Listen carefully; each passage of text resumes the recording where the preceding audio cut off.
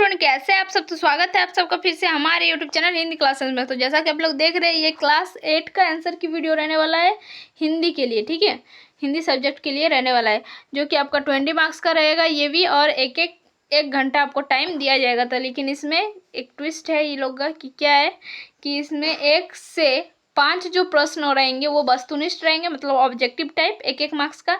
6 और 7 जो रहेंगे अति लघु उत्तरीय प्रश्न रहेंगे, जो कि 2 मार्क्स का रहने वाला है। और 8 नंबर जो रहेगा वो लघु उत्तरीय रहने वाला है, जो कि 3 मार्क्स का रहेगा।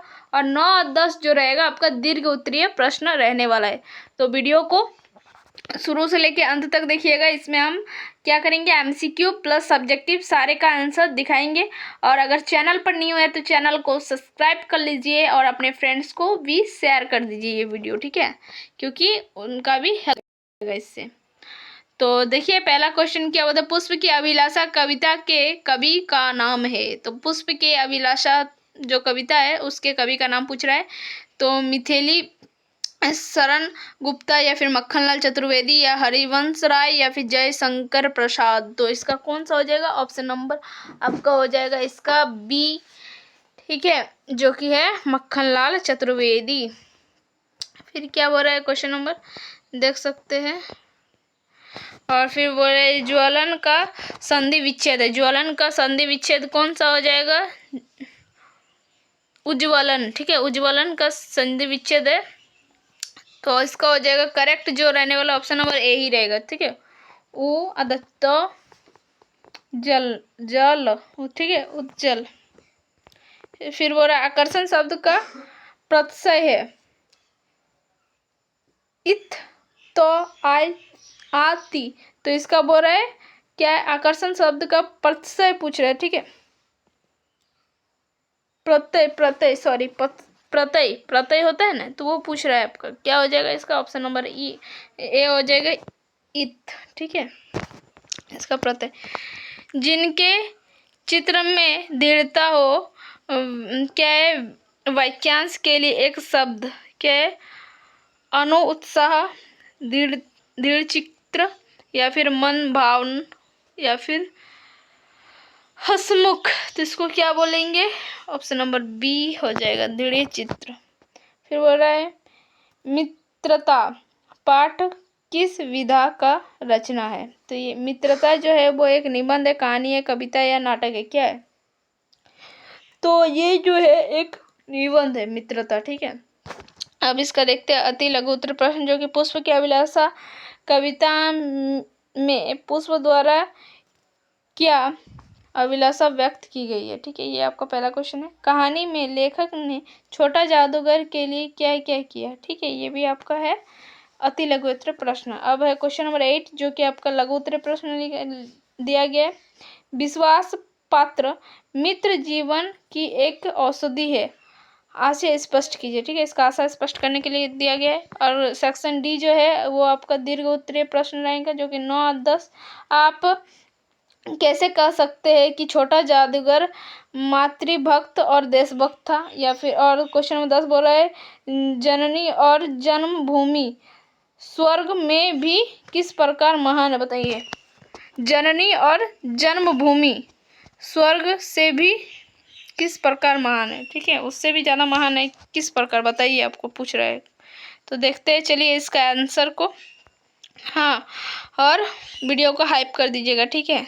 चलिए देखते हैं क्वेश्चन नंबर 6 क्या हो रहा है, पुष्प की अभिलाषा कविता में पुष्प द्वारा क्या अभिलाषा व्यक्त की गई है। तो पुष्प की अभिलाषा कविता में पुष्प की अभिलाषा है कि उसे तोड़कर उस मार्ग पर डाल दिया जाए जिस पर देश के वीर सैनिक मातृभूमि की रक्षा के लिए जाते हैं। पुष्प को क्या है, सुरबाला के गहनों में गूंथने, या फिर बोले प्रेमी की माला में बंधने, या सम्राटों के सौ पर चढ़ने और देवताओं के सिर पर चढ़ने की चाह नहीं है, वे केवल मातृभूमि के लिए अर्पित होना चाहते हैं। तो देख सकते हैं कितना अच्छा है लाइन, ठीक है। और इसको इस तरह से लिखिए कि पढ़ने वाला भी इसको पढ़ के मुग्ध हो जाए पूरी तरह से, ठीक है। फिर क्वेश्चन नंबर 7 बोल रहा है कहानी में लेखक ने छोटा जादूगर के लिए क्या क्या किया। तो इसके लिए क्या दे, तो इसका आंसर, सॉरी इसका आंसर छूट गया है शायद, ठीक है। तो आपको जो छोटा जादूगर चैप्टर पढ़ा है उनको, ठीक है, अब पता ही होगा। और अगर ये नहीं पता है तो फिर आप एक क्वेश्चन अपने से ढूंढ कर प्लीज़ लिख लीजिएगा, क्योंकि टाइपिंग में मिस्टेक हो गया है, आंसर खोजने भूल गया है 7 का, ठीक है। तो आंसर लिखा हुआ नहीं है, टाइपिंग में ही छूट गया है। फिर बोल रहा है विश्वास पात्र मित्र जीवन की एक औषधि है, आशय स्पष्ट कीजिए। तो ये सब क्वेश्चन का आंसर छूट गया है, ठीक है।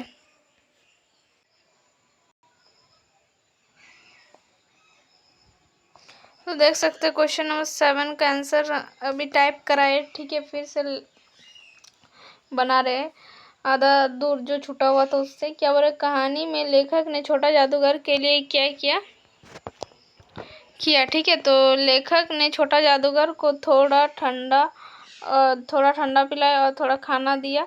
उन्होंने उसे कुछ पैसे भी दिए, क्योंकि उन्हें लगा कि वह मेले में खेलेगा, ठीक है। उन्होंने क्या किया, कुछ उसको एक शरबत पिलाया, फिर उसे क्या किया, खाना खिलाया और कुछ पैसा दिया, क्योंकि वो खेलेगा इसलिए, ठीक है। अब चलिए क्वेश्चन नंबर 8 को देखते हैं। क्वेश्चन नंबर 8 आप देख सकते हैं क्या लिखा है, विश्वास पात्र मित्र जीवन की एक औषधि है, आशय स्पष्ट कीजिए। विश्वास पात्र मित्र जीवन की एक औषधि है का आशय यह है कि जिस प्रकार एक औषधि हमारे शरीर को रोगों से मुक्त कर स्वस्थ बनाती है, उस प्रकार एक सच्चा और विश्वासी मित्र हमें जीवन की कठिनाइयों, परेशानियों और गलत रास्तों से बचाकर सही मार्ग पर चलने में सहायता करता है, ठीक है। इस तरह से इसका आंसर को आप लिख सकते हैं। क्वेश्चन नंबर 9 क्या है, आप कैसे कह सकते हैं कि छोटा जादूगर मातृभक्त और देशभक्त था।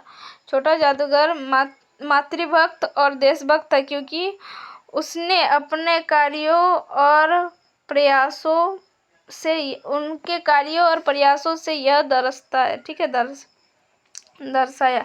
मातृभक्त वह अपनी बीमार माँ को देखभाल करता था और उनके इलाज के लिए पैसे कमाने के लिए जादू का खेल दिखाता था। वह अपनी माँ की सेवा में लगा रहता था ताकि वह ठीक हो सके। और देशभक्त उसको किस लिए कहा गया, उसके पिता एक देशभक्त थे जो देश के लिए जेल गए थे। अपने पिता से मिली प्रेरणा के कारण वो भी अपने देश से बहुत प्रेम करता था, ठीक है। तो इस तरह से हमें पता चलता था जो छोटा जादूगर था वो अपने मातृभक्त, अपने माँ को तो वो प्यार करता ही था, साथ साथ वो देशभक्त भी था एक अच्छा, ठीक है। तो ये आपका क्वेश्चन नंबर 9 हो गया। और क्वेश्चन नंबर 10 को देखते हैं और आज का ये जो सेशन है इसको समाप्त करते हैं। क्या बोलता है, जननी और जन्मभूमि स्वर्ग से भी किस प्रकार महान है, बताइए। जननी और जन्मभूमि स्वर्ग से भी महान है, क्योंकि स्वर्ग एक काल्पनिक स्थान है, जबकि माँ और मातृभूमि हमें वास्तविक जीवन, पहचान और अस्तित्व प्रदान करते हैं, ठीक है। जननी मतलब होता है माँ हमें जन्म देती है, हमारा पालन पोषण करती है और हमें जीवन के लिए तैयार करती है। उनका प्रेम और त्याग क्या है, अतुलनीय होता है। इनका ऋण हम कभी चुका नहीं पाते, ठीक है।